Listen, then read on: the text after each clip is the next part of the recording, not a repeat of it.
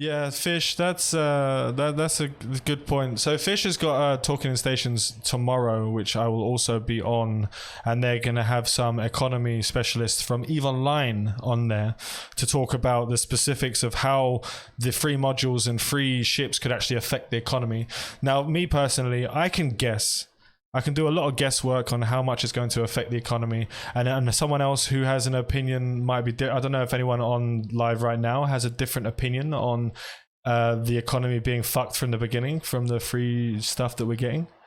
You think that's the case? I have a bit of a question. Does anyone here know how many times the devs have given out rounds of geckos in EVE Online? Geckos or Gnosis?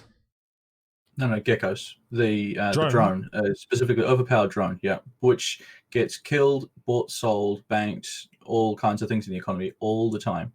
I wonder because I remember getting like one or two sets. At first I think I got like maybe 5 drones, and then later on I got one, and that was to every single person in the game.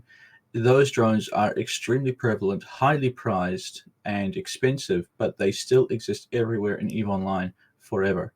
Now, trainer ships obviously are, they're the low-level cruiser and such. But I think that if you go to giving everyone one, and if you repeat it as well, especially, then it will be they'll be there forever, and you will never stop having armies and armies of Tech 5 or whatever they are, trainer cruisers. I muted myself. Yeah.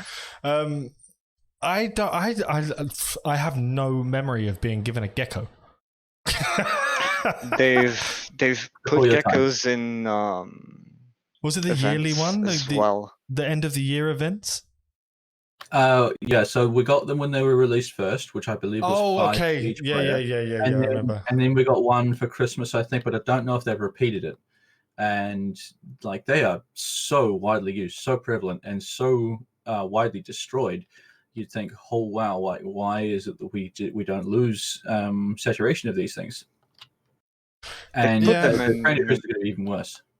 It's the same, but you could say the same about the excavator drones for the Rorqual as well. Yep. They were, when they first came out, they were given out by the billions. Everyone had them, everyone was losing them, and blah blah blah. And then they made them shit, and then market. Also, with the trainer cruisers, they said 80% effectiveness compared to what? I think compared to the actual ship, like a trainer omen to an omen, which to me says, well, if it's 80%, that means that 2 trainers are still going to kill an omen. Like, because trainers, they'll still kill someone. So the difference between most trainers and their older brother counterparts is just the weapon slot, an extra weapon slot. Mostly, there are some differences. Some EHP. But like there's some EHP and blah blah blah. But mainly the 20%, the devs are looking at this always from the DPS perspective. When they're telling you that it is 80% the power of blah blah blah, it's 80% of the DPS. They're not counting in the EHP, they're not counting in the speed of the ship, they're not counting in any of this stuff. And then they've got like things like when they said the prototype of the Yangjing prototype is 55% of the power of a standard. How powerful is the standard going to be? For fuck's sake, we tested the ship. Well, yeah, I feel as though the standard is going to be what we tested, but also the power, as you say, is not just measured in DPS. The Youngzhun battlecruiser having +2 to warp stab and all of the other bonuses we've always talked about. So it's going to be impossible to escape the power of the free ships over the built ones until you start building battle cruisers, until you start building whole fleets of omens. But the thing is, you compare how much it takes for you to build an omen versus how much it takes for you to build a trainer. Like, well, sorry, you can't build a trainer, you get them for free. But like, you can buy the trainers. Yeah, okay, if you want to spend 10 mil. Yeah.